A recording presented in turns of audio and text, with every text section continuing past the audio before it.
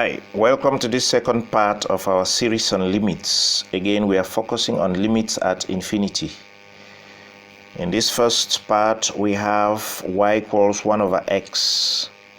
If I have to take the limit as x tends to positive infinity of 1 over x, I could use the graph of 1 over x, which is here, to determine the value. As x tends towards positive infinity, the graph of y, which is 1 over x, tends towards 0. Remember, the x-axis is the line y equals 0. The graph is gradually approaching the x-axis as x is getting very large, tending towards positive infinity. So that implies that that limit is 0. As x is getting large, y is tending towards 0, the x-axis, which is the line y equals 0. If I take the other case, limit as x tends to negative infinity of 1 over x, again on the graph, you notice that as x tends towards negative infinity, the graph is approaching 0 again. So it is approaching the x-axis as x is getting largely negative. And that still implies that it is approaching y equals 0. And the answer is then 0. The situation would not be different if there was 1 over x squared, 1 over x cubed, and so on. Even if there was a constant up different from 1. Be it negative or positive. And so we can be able to conclude that generally limit as x tends to be it positive or negative infinity of any constant over x raised to any power would always give you 0.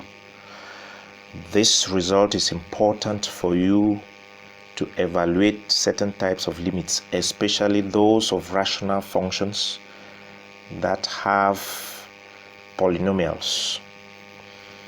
You can take an example.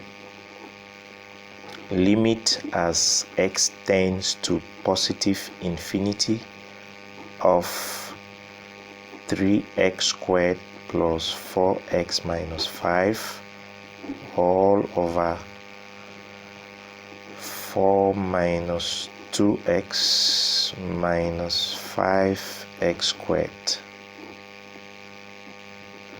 What you have to do here is to factorize the highest degree of x, both at the numerator and at the denominator. And so we can get here, the highest degree is x squared, so I put x squared into. I divide every term up and down by x squared as I'm factorizing the x squared. So up, when I factorize x squared, I will divide every term by x squared. I get 3 plus 4 all over x minus 5 all over x squared. And at the denominator, I do the same thing. I factorize x squared and I get 4 all over x squared minus 2 over x minus 5. And you can now notice that this result is useful in evaluating this limit. X squared cancels, and I can now plug in the infinity sign. That will give me 3. Normally, the limit of a constant remains the constant, plus the limit as x tends to positive infinity of 4 over x is simply 0. That of 5 over x squared again is 0. All over 4 over x squared limit is also 0, minus 0, and then minus 5, which simply gives 3 all over negative 5, which is just negative 3 over 5 as the answer.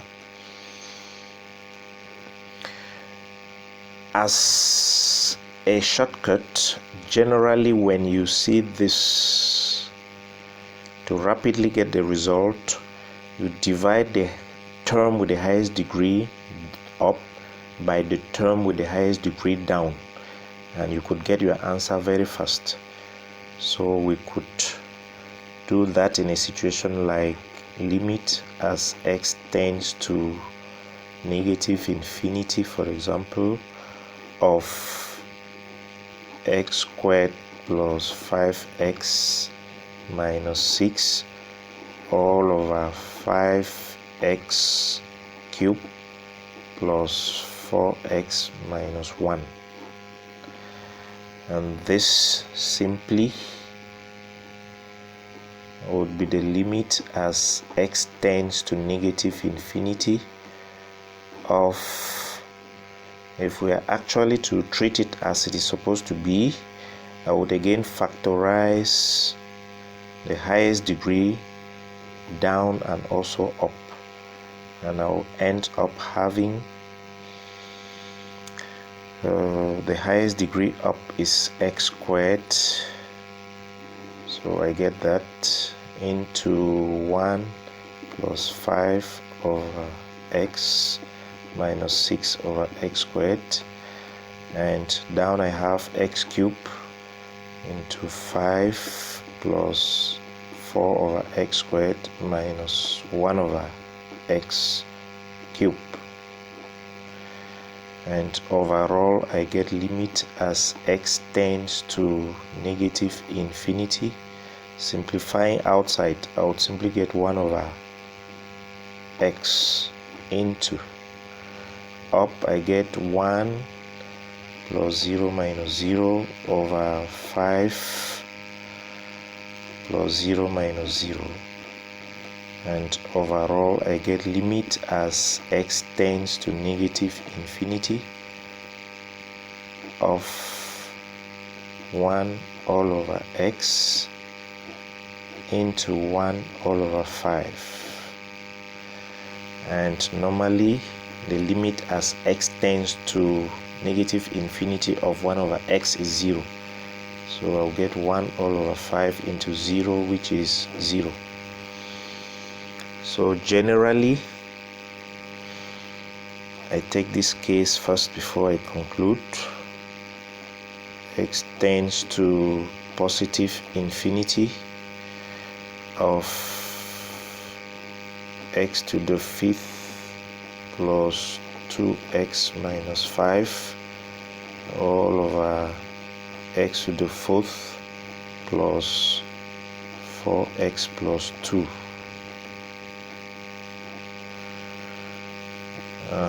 So when I factorize the higher degree and when I factorize the higher degree up and the higher degree down, I would get limit as x tends to positive infinity of, what I will simply do is put x to the 5th all over x to the 4th.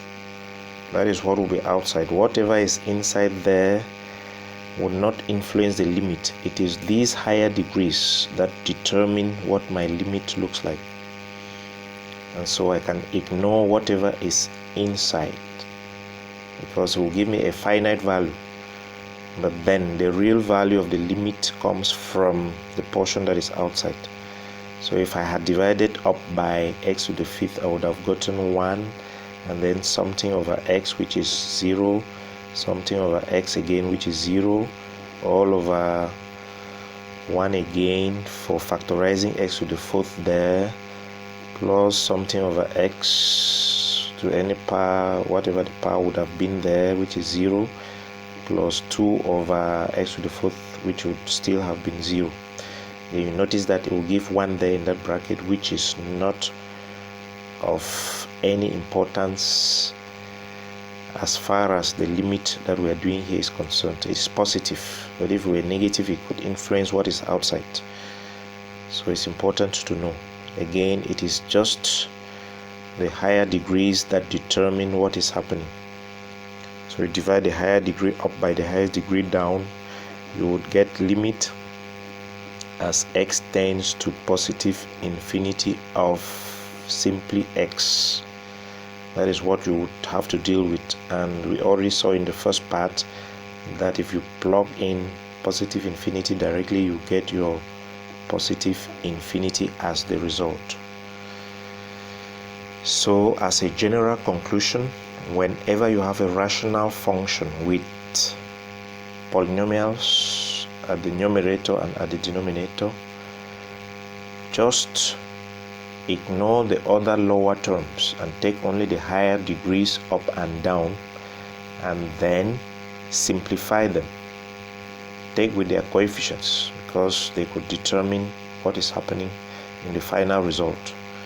So you take the higher degree of the term with the higher degree of the numerator and divide by the term with the higher degree of the denominator, and from there now you come out with the limit of the result and you ignore the rest of the terms. As a final conclusion, let us take this limit as x tends to negative infinity of x squared, or let's say 2x squared minus 3x plus 4 all over negative 5x cubed plus 4x plus 3. So what I simply do is limit as x tends to negative infinity as a shortcut of the highest degree up is 2x squared over the highest degree down, which is negative 5x cubed. As a shortcut, that is what would determine my limit. So the rest of the terms, I can ignore them. That is the same as the limit as x tends to negative infinity of, when you simplify that, you get negative 2 all over 5x, and it could be written as negative 2 over 5, which is a constant. I remove it out of the limit, then limit as x tends to negative infinity of 1 over x, which normally is 0, and so the whole limit will give me 0. And that is generally the situation where there are polynomials up and down, and the degree up is smaller than the one down. The result of the limit is always 0. Take note, that could help you in multiple choice questions. Okay, moving over to the cases involving e. We can see from the graph on the left that limit as x tends to positive infinity of e to the x would be as x is getting increasingly large in the positive direction, y, or e to the x, is also getting increasingly large in the positive direction. That implies that limit as x tends to positive infinity of e to the x is positive infinity. On the other hand, limit as x tends to negative infinity of e to the x should be as x tends to negative infinity, the graph of e to the x tends towards the x-axis, which is y equals 0. That means as x tends towards negative infinity, e to the x tends towards 0, and so this limit is 0. Again, you could just look at it in terms of plugging in negative infinity, which you would get e to the negative infinity, which is simply 1 all over e to the infinity, and 1 over a very large number simply gives you 0.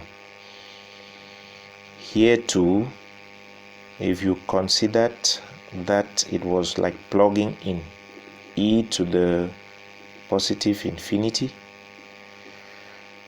generally exponents, when the power is positive, If you are increasing the power, the function 2 is increasing.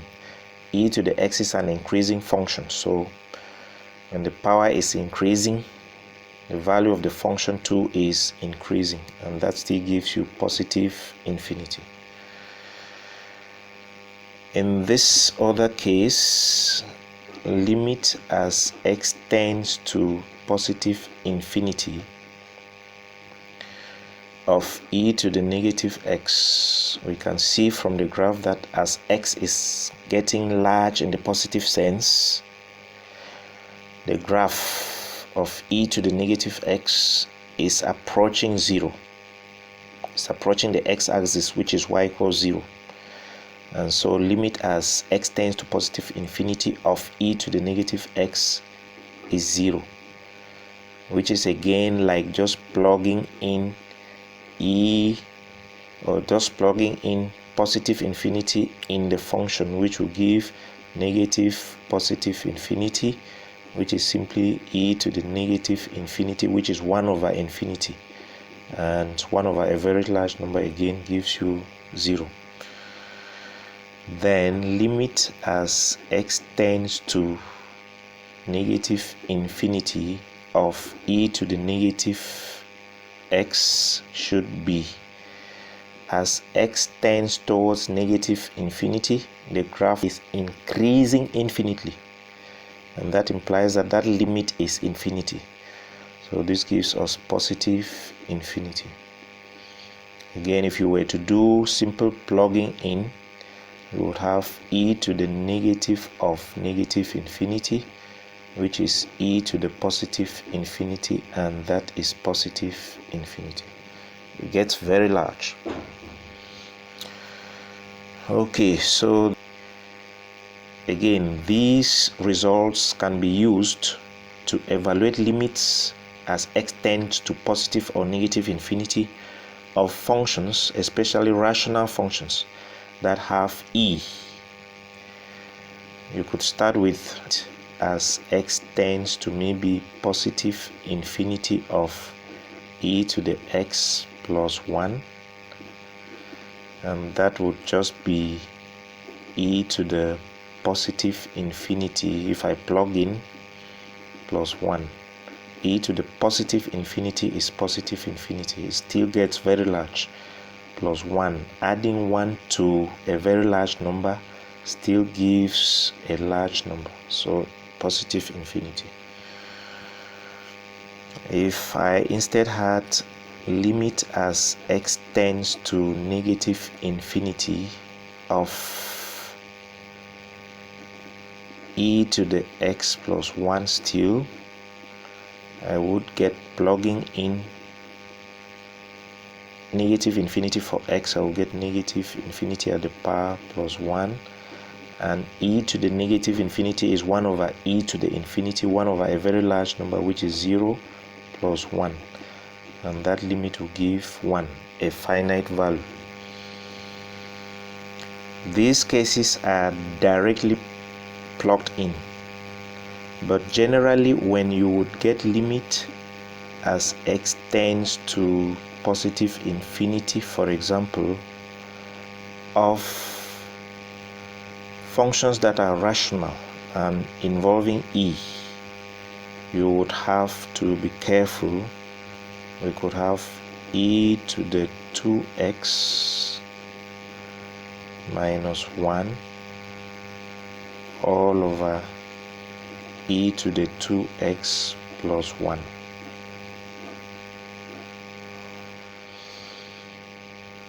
In this one, if I do a direct plug-in, I would erroneously get positive infinity, or normally an indeterminate form actually, because this would be positive infinity minus 1, which is still positive infinity, over again positive infinity plus 1, which is still positive infinity. It gives an indeterminate form, and if you are not careful, you would think that the answer is positive infinity, which is not. In short, infinity over infinity is indeterminate, remember what I said earlier, that infinity could be large, infinity could stand for a large number, it could still stand for a very large number, or even a very, very large number. So if I put infinity over infinity, I wouldn't really know the real value of it, because it's like I could be dividing a smaller large number by a bigger large number, or the other way around, a larger number by another large number, and so on. So it's indeterminate. When it's indeterminate, you can either use L'Hopital's rule, or you make a turnaround by making sure that the powers are negative. That is what you will be doing in short. Where there are exponents of e or any other exponents in your limit with rational functions, just make sure that the powers have the opposite sign of the limit. Take note. So in this case, I can do this, multiply up and down by e to the opposite sign that the power has. So which is e to the negative 2x over e to the negative 2x. I do it up and down. So that would be e to the 2x minus 1 all over e to the 2x plus 1. So it doesn't change my limit. It is still the limit. Sorry, there is the limit sign there. X tends to positive infinity. So let me write it down in a tidier manner. It's rough there, it is nasty there. Limit as x tends to positive infinity of, when I expand now e to the negative 2x up, I will get 1 minus e to the negative 2x all over, and I expand again, I get 1 plus e to the negative 2x. And so when the powers are negative now, plugging in positive infinity makes the power still negative infinity, and e to the negative infinity is 0. So I just get 1 minus 0 all over 1 plus 0, because this is still 0, and that gives you 1. If you did L'Hopital's rule directly here, you will still have 1. So whichever way you want to do it will give you the answer. Let's now take the case where we have limit as x tends to negative infinity of e to the negative x plus 5 all over 1 minus e to the negative x. Again, you see that we can modify the limit by multiplying through up and down by e to the x, so that the power should have the opposite sign that the infinity has. So times e to the x there, I get 1 plus 5 e to the x. I have to multiply every term up and down by e to the x, so that my expression doesn't change. And so I will get here all over times e to the x here would give e to the x, then minus 1. When I now plug in negative infinity, I will get 1 plus 5 e to the negative infinity all over e to the negative infinity minus 1. And from there I simply get 1 plus 0, because e to the negative infinity is 0, all over 0 minus 1. So that gives 1 all over negative 1, which is negative 1. You could still use L'Hopital's rule here directly to arrive that result.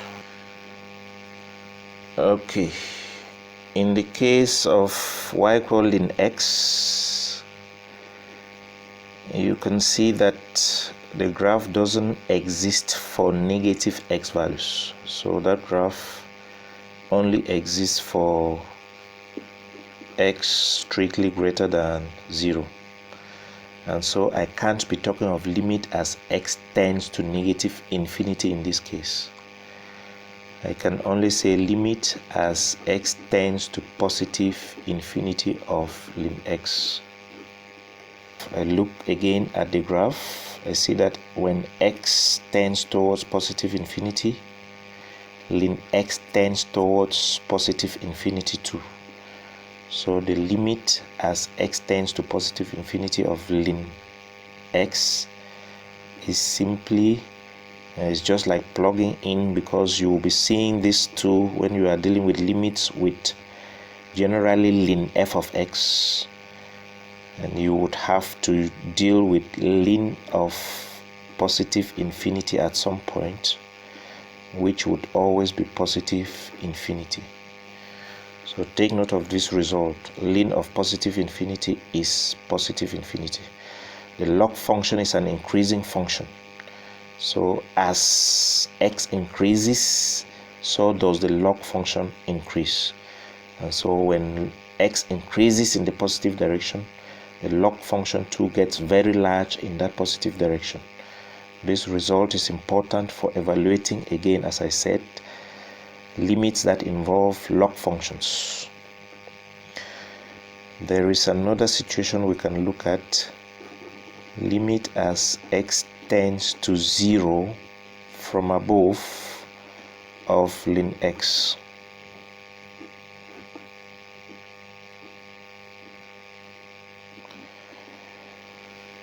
As x tends towards 0 from above, lim x tends towards negative infinity. So this answer is negative infinity. So the graph always helps in case of the log function. These results, you have to master them. So I could have a situation where I would need to have lim of 0 positive. That means the log function, the value of the log function as x approaches 0 from above would always be negative infinity. You would be using that to evaluate limits, especially of functions like you could have f of x equals lim of x plus 1 all over x minus 1. This mostly will be seen in further mathematics when you are doing further curve sketching. You would need to find the limits at the boundaries of this function, and the boundaries of the function actually occur at x equals -1 and x equals +1. You also have x tending towards negative infinity and x tending towards positive infinity.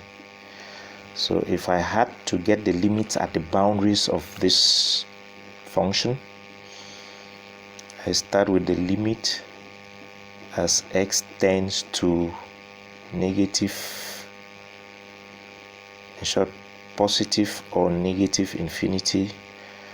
They would give the same thing of that function of the limit of lim. I divide every term up and down by x, since I'm talking of infinity, so that I get 1 plus 1 all over x all over 1 minus 1 all over x. And when I plug in positive or negative infinity, I would just get lim 1, because 1 plus 1 over infinity, be it positive or negative, would give 1. Since this is 0, this 2 is 0, and so it's lim 1, which gives 0. if you had to take limit as x tends to -1, actually this graph starts from -1 going to the left, because you have to first look at the domain of the function, which was supposed to be where x plus 1 all over x minus 1 is strictly greater than 0, and the critical values being -1 and 1.